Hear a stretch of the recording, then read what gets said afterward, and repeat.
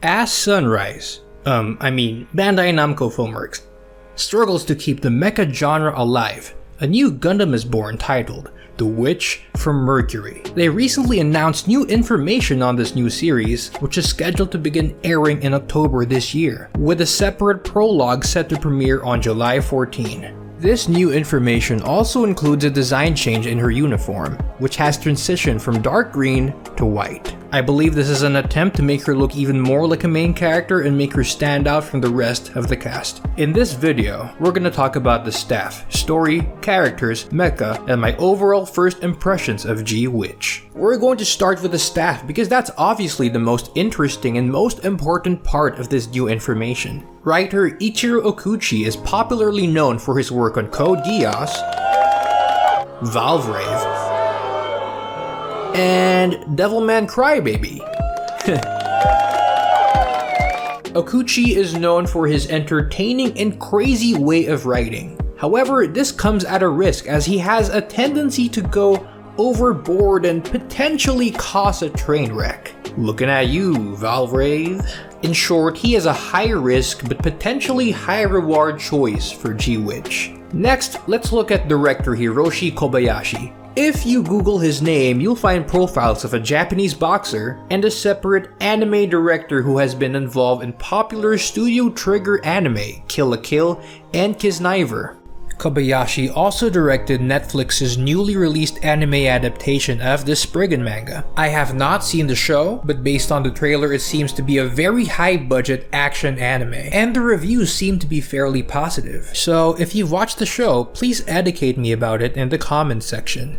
Though, the show I remember him the most for is Hisone Tomasa-tan, also known as Dragon Pilot, in which he also served as director. I enjoyed Hisomaso very much. It was a show that had everything. Romance, comedy, action, a cute art style, an interesting plot, and most importantly, dragons. I mean, G-Witch is definitely not going to have dragons, but I have very good faith in Mr. Kobayashi. Dragon Pilot was directed in a way that exposes you to multiple aspects of the show, and there wasn't an episode that felt dull. As for the character designers, I actually don't know any of these names, but here they are. Though I have to say, I do like the new character design style because it looks different enough from what Sunrise has used over the past years, in IBO and in Build Divers. This new one seems like a fusion between that older art style and G-Reko's. Yeah, I can say I like it for now. It's easy on the eyes and looks lively enough. And now, what I'm sure most of you are excited about, the giant robots! Let's talk about the mecha designers for G-Witch. Upon looking at this list, I'm sure most of you immediately noticed Kanetake Ebikawa of 00 and Age, Ippei Gyobu of IBO and G-Reco, Takayuki Yanase of 00 and Frame Arms, and Kenji Teraoka of Code Geass and 00. They're all amazing mecha designers who have proven to be Gundam friendly over the past decade. I especially like Gyobu's work, which uses curves so well to produce high detail designs. But what's interesting to note here is the involvement of JNT Head and Wataru Inata, names you don't usually associate with Gundam. JNT Head, real name Juntaro Saito, has worked on the Metal Gear series. He also drew his own interpretation of the ARC 782 Gundam. His works are usually those with heavily intricate visuals. He'd also sometimes combine mecha with the anime girl aesthetic to produce highly imaginative hybrid art. On the other hand, Wataru Inata's name should be more familiar to fans of the Armored Core series, so it's very interesting to see what these two newcomers can bring to the table. And while we're at it, let's take a look at the mechas. I'm honestly not 100% sure on who designed what, but based on discussions I've seen online, I think JNT Head designed Ariel, Inata designed Gundam Pharact, Ippei Gyobu designed Delanza, and Ebikawa designed Michaelis. My personal favorites here are Pharact and Michaelis. Farract is especially interesting to me because it blends the Gundam aesthetic with design elements that remind me of other mecha, such as Brain Powered and Eureka 7,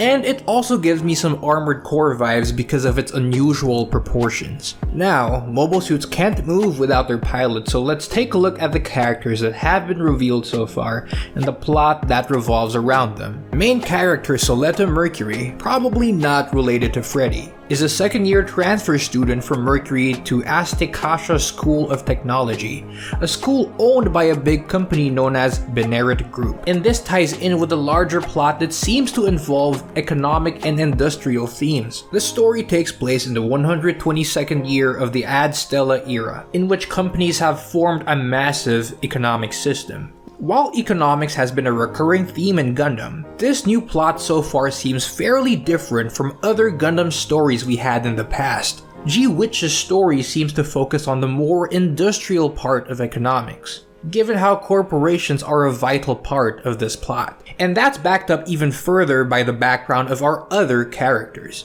Miorine Rembrandt is basically the beautiful rich kid who is rebellious against her father, the president of Benerit Group and chairman of the school. This kind of makes me speculate that the plot may address issues related to capitalism, which is funny because Bandai is the king of capitalism. But yeah, let's see how this plot rolls out.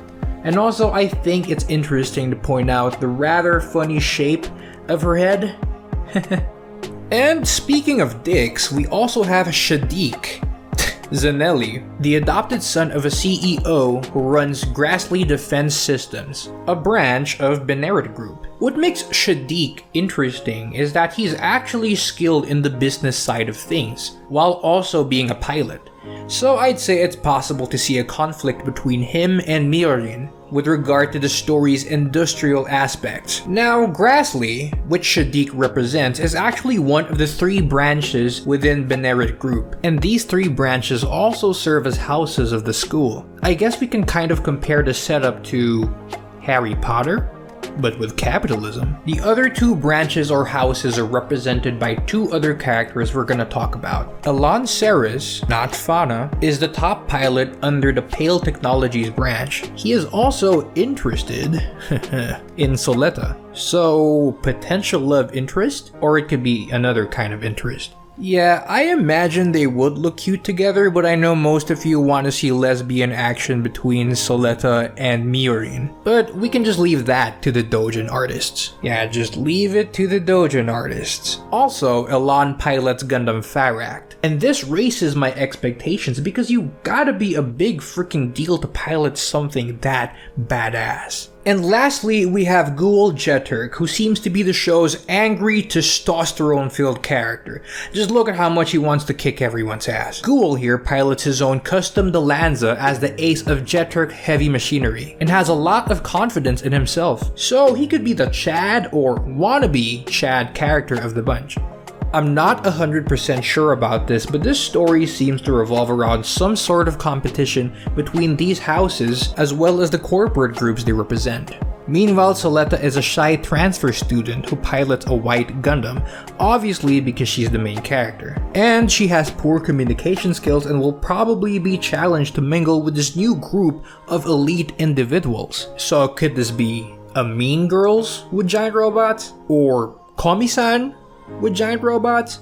And while this isn't the first time we've seen a school setting in Gundam, this will be the franchise's first time to have a school setting central to the plot. Heck, we might even be getting a little bit of Kill la Kill vibes, since director Kobayashi did contribute to some Kill la Kill episodes. And Kobayashi's Hisomaso anime also featured the main character with low self-esteem, so this character trope isn't exactly foreign to him. Overall, I think Bandai is giving us a team and plot that make for a very interesting but slightly risky combination. How are they gonna make economic and industrial themes interesting in a Gundam story that's set in school? That would be their challenge. There are many ways to imagine how this would go, and I hope they end up making the right decisions. I think it can work if they subtly integrate these themes into the world and story instead of relying too much on exposition.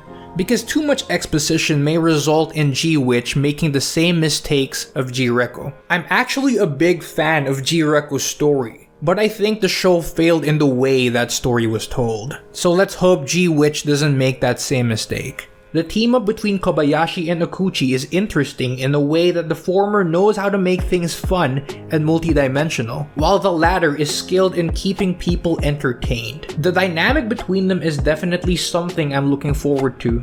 Let's just hope Okuchi does not do anything too crazy.